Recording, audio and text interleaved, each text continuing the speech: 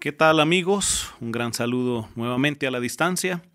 Esta vez para repasar la lección número 12, titulada Juicio sobre Babilonia, basada en los versículos 4 y 5 de Apocalipsis 18, que dicen lo siguiente: Y oí otra voz del cielo que decía: Salid de ella, pueblo mío, para que no seáis partícipes de sus pecados, ni recibáis parte de sus plagas, porque sus pecados han llegado hasta el cielo, y Dios se ha acordado de sus maldades.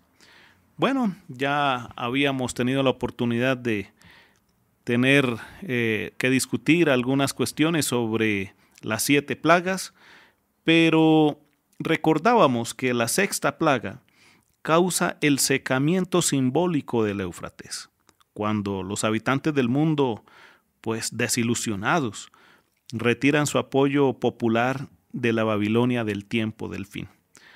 Ahora, como vimos en la lección de la semana pasada, la pulverización de su poder estará precedida por extensas actividades demoníacas que falsificarán la obra de Dios. Habrán milagros, habrán prodigios, habrán muchas obras que parecerán que fueran de Dios, pero que son totalmente falsas, que no provienen de Él.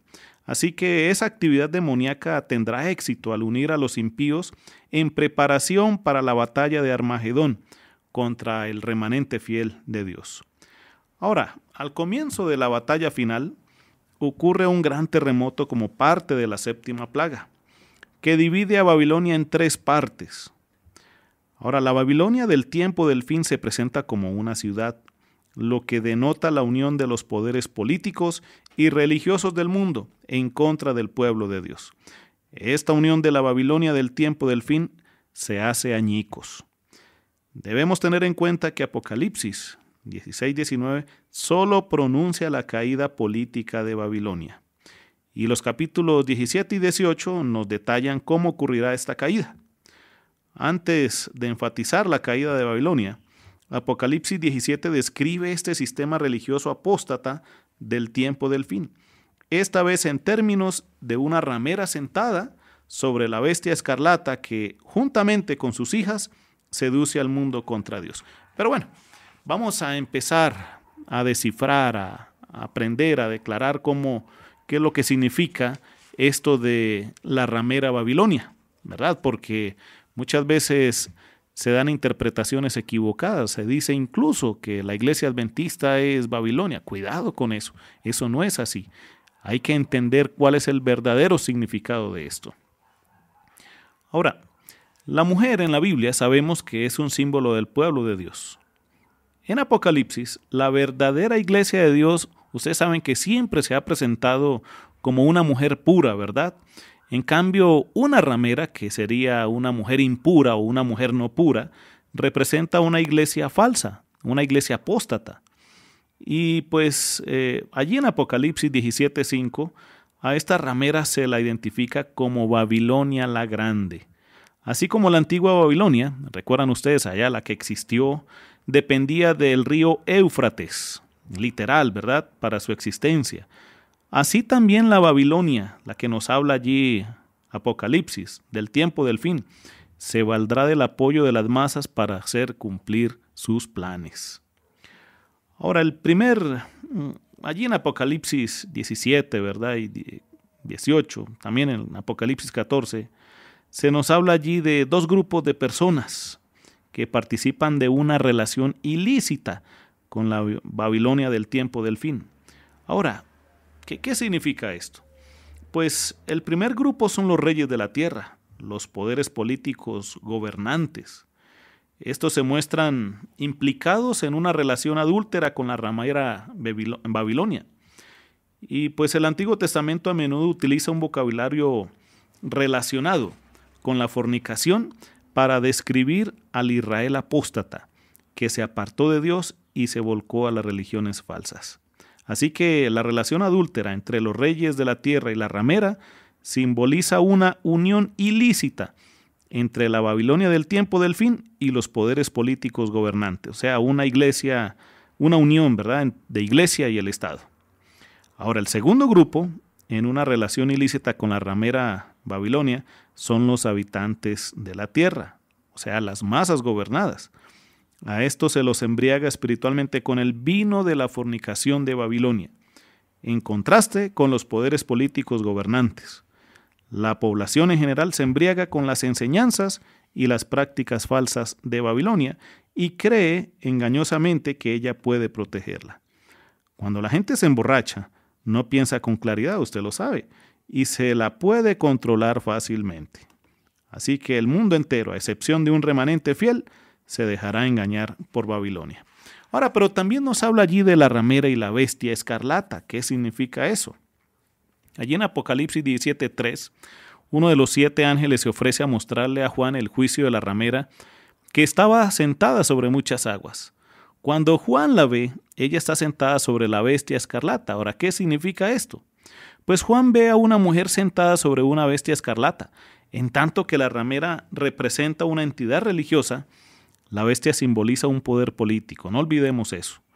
La imagen de la religión montada sobre los poderes seculares y políticos indica 2 entidades separadas, algo que no ocurría en el pasado, cuando la religión y la política estaban integradas.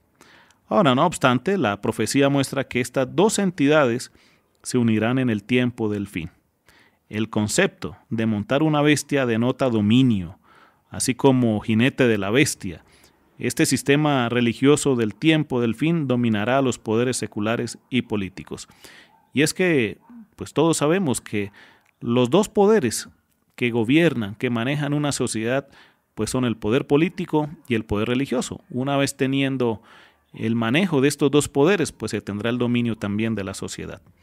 Ahora, ¿qué características de la ramera apuntan al dragón, la bestia que sube del mar y la bestia que sube de la tierra, allí en Apocalipsis 2 y 13? Pues hay que comprender que a la ramera se le describe extravagantemente vestida de púrpura y escarlata y adornada con ornamentos de oro, piedras preciosas y perlas. Pues esos ornamentos eran una práctica de las rameras de la antigüedad para aumentar su poder de seducción. El vestido de la ramera imita la vestimenta del sumo sacerdote del Antiguo Testamento, que incluía los colores púrpura, escarlata y oro. Eso lo podemos encontrar ya en Éxodo 28, versículos 5 y 6. Y pues la inscripción blasfema en la frente de la ramera reemplaza la inscripción sacerdotal que decía santidad a Jehová. ¿Recuerdan? Ahora, esa inscripción estaba escrita allí en la mitra del sumo sacerdote. La copa en su mano nos recuerda de los utensilios del santuario en los que Belsasar, rey de Babilonia, y sus invitados bebieron vino. La copa en la mano de la ramera se vale de la apariencia de verdad para ocultar el vino. ¿Qué significa eso? O sea, las falsedades del sistema religioso de Satanás en el tiempo del fin, con el fin de inducir al mundo, pues a apartarse de Dios. A Babilonia, la ramera, más adelante se la describe embriagada con la sangre de los santos y los mártires de Jesús que murieron como resultado de dar testimonio de Cristo. Y este derramamiento de sangre enlaza a la Babilonia del tiempo del fin con el cristianismo apóstata medieval, que estaba dirigido por el papado y fue el responsable de la muerte de millones de cristianos. ¿Recuerdan ustedes aquellos cristianos que permanecieron fieles al Evangelio? Ahora, debemos identificar quién es la bestia escarlata. Pues Apocalipsis 17:3 describe a la bestia escarlata en términos similares a la bestia que sube del mar de Apocalipsis 13, que hizo guerra contra el pueblo de Dios y lo venció. Este periodo anterior, recuerdan ustedes, ese periodo de persecución hizo que la mujer huyera al desierto durante 1260 días o años literales. No olvidemos que es día por año a nivel profético. Desde el año 538 después de Cristo a 1798 después de Cristo. Ahora, si bien vivimos en una era ecuménica, los protestantes harían bien en recordar la terrible persecución del pasado, porque según la profecía, esto va a volver a existir, algo similar, pero de forma peor.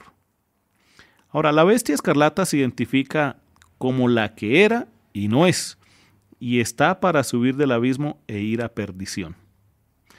Ahora, esta frase tripartita, en primer lugar, es una falsificación del nombre divino Yahvé, el que es y que era y que ha de venir. También denota las tres fases, existenciales por las que ha pasado la bestia. ¿Cuál es la primera? Bueno, la bestia era, o sea, existía en el pasado. Sus actividades previas duraron el periodo profético de 42 meses. Bueno, volvemos a lo mismo, que es el mismo periodo de los 1260 días o años literales.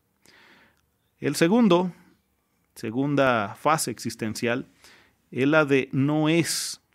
Dice que con su herida mortal la bestia entró en su fase de inexistencia, al menos como perseguidora. Recuerdan allá en el año 1798 cuando el general Berthier de Francia entró y tomó prisionero allí al Papa.